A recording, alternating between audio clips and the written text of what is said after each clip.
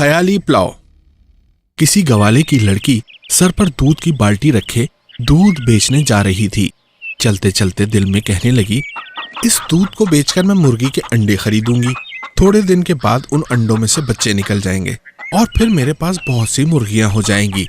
इन मुर्गियों को फरोख्त करके मैं एक अच्छी सी बकरी खरीद लूंगी। बकरी बच्चे देगी। इस तरह मेरे पास बहुत सी बकरियां हो जाएंगी। फिर इन बकरियों को बेचकर मैं एक गाय खरीद लूंगी और गाय के भी बच्चे होंगे और थोड़े ही दिनों में मेरे पास बेशुमार गायें हो जाएंगी। इन्हें बेचकर मैं 5-10 भैंसें ले लूंगी। गायों की तरह भैंसों की तादाद भी बढ़ती रहेगी।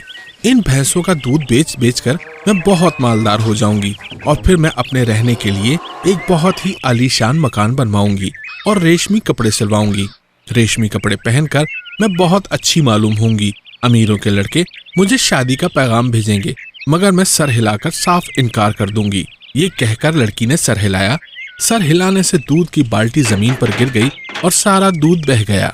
लड़की को ख्याली पुलाव पकाते पकाते बाल्टी का ध्यान ही ना रहा।